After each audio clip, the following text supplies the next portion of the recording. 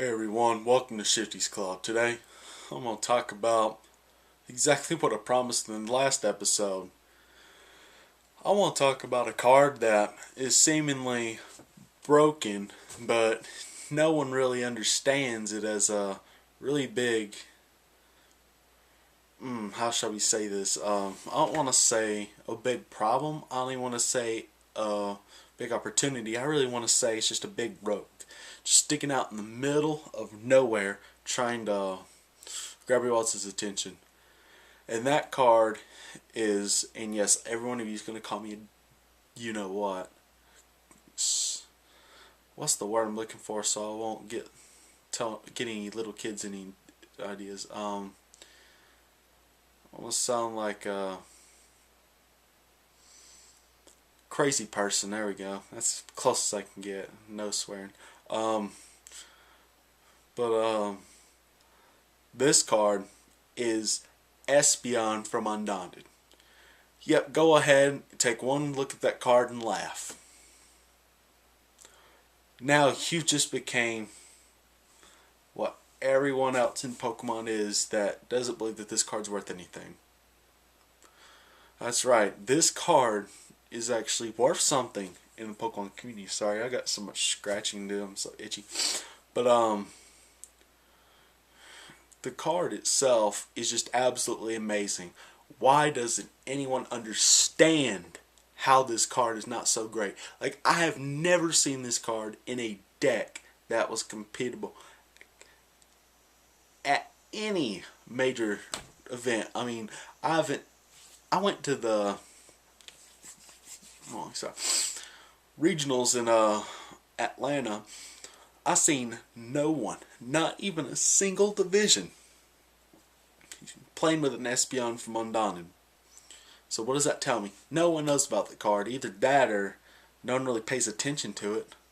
Because if everyone paid attention to it, yeah, it'd be in everyone's deck. Especially when we got this really weird card, shall we say.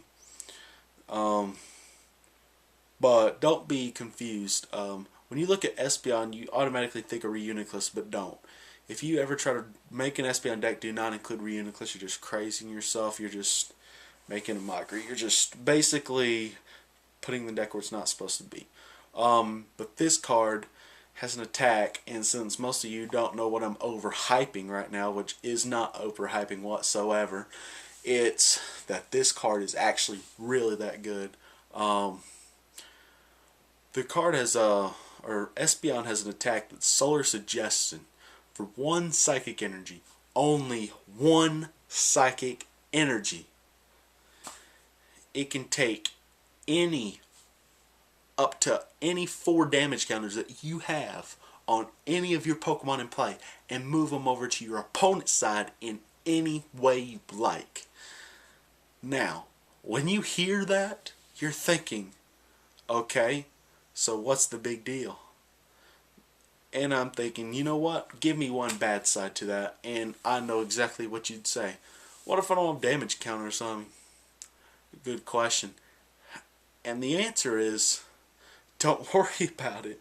If you don't have any damage counters, you're doing yourself a favor, sweetheart. Either that or your Pokemon are each getting KO'd every turn, and that's where its partner, Umbreon, comes into the scene. Now, most decks usually don't try crap like this. They'd probably just run off a regular Pokemon that does just regular damage, you know. Metagross really doesn't run too well. Muck doesn't too much. Umbreon's about the only option unless you're going to attempt a Grumpig, but if you're attempting Grumpig, why not just go with Umbreon with the 1 darkness? You already got the Unknown from Undaunted to go with it to search out the dark. Listen to me just rambling on. But, just think about it as a card individually. I mean, you probably won't see me running it in every deck, of course. I mean, yeah, I'm definitely going to put an Espeon inside a Mega Magnezone. Nah, maybe a Jirachi, but that's it. And I think that's pretty much one of the best cards we have that's totally rogue. And, of course, you want to limit your opponent's damage too, so you won't really get knocked out too much. If you think hard enough for a second, you'll realize that Espeon actually did have some potential. Now, coming in this format, I'm not too sure.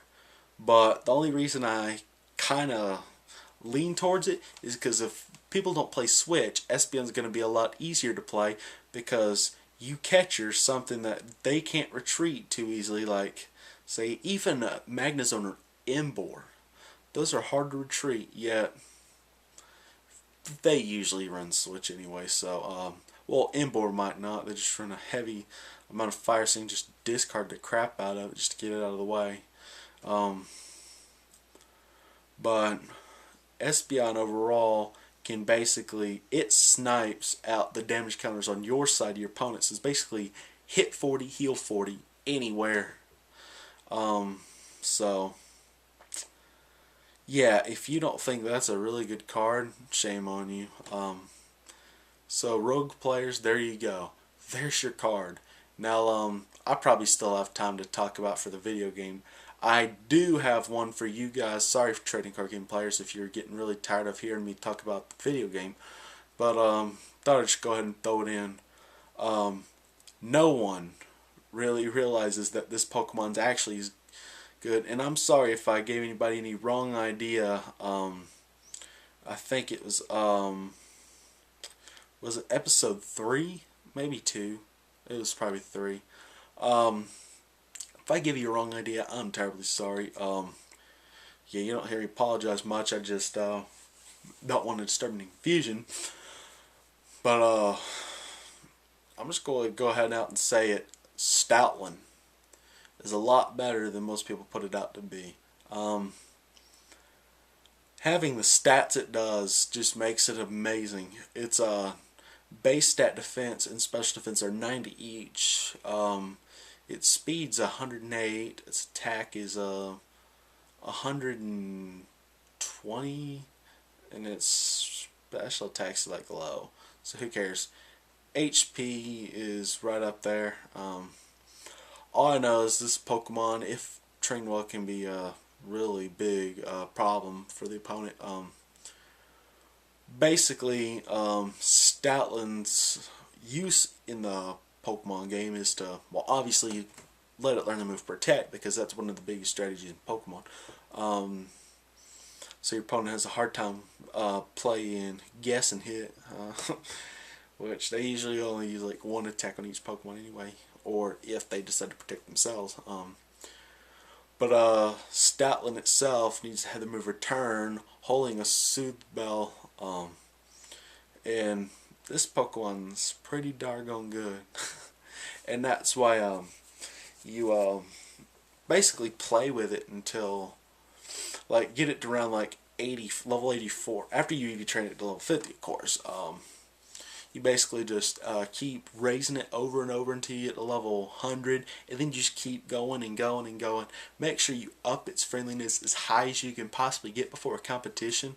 That way, if it's first in your party, guess what? Put it in the battle box that very second that you go into the competition. You're going to be kicking everyone's butt. Okay, there we go. Yeah, I'm bad. I'm sorry. It's kind of hard. So that's basically it. I really can't say too much about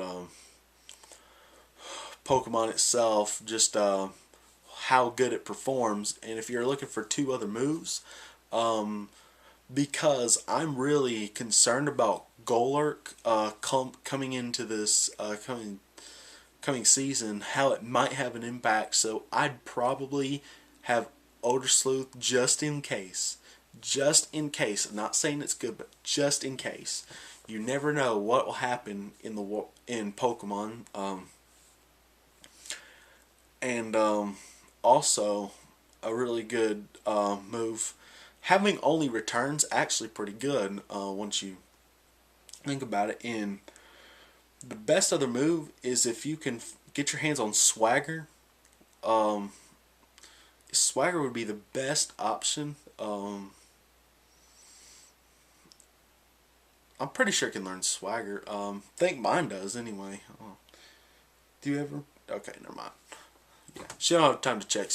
Um, so I don't know yet. Yeah, I got like 3 Stoutland. I've got a whole crap load of Whimsicott and crap.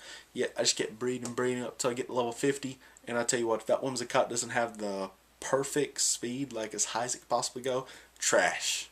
It just stays in it. So if any of you guys see me at a tournament and you want one of my Whimsicott or one of my Tracking or one of those Pokemon are like really good, but I have to keep catching them and catching them, catching them, you know, just like keep raising them, and it gets really, really annoying to have to do that. I keep the Pokemon just in case somebody wants to trade me. You know, I never ask for anything. I just get the freaking Pokemon away and you just give me what, like a Patrat or something. But anyway, you're probably tired of hearing me ramble, but yeah, pretty sure I gave you probably the best advice I could possibly give you. And if you're looking for a partner for Espeon, I'd go with Ampharos Prime. And if you do not know why, play with it. You'll see exactly what I'm talking about. And for those of you who want a partner for Stoutland, the best one is probably the old combo that we see a lot is the starter Stoutland combo. And basically the best one for it is Embor. But that's basically all I got for you guys. To the next episode, don't know what it's going to be yet, but don't forget to click subscribe if you haven't already, and always feel free to put any comments you have in the comment section down below. And thanks for watching Shifty's Club, and I guess I'll see you guys next episode next time at Shifty's Club.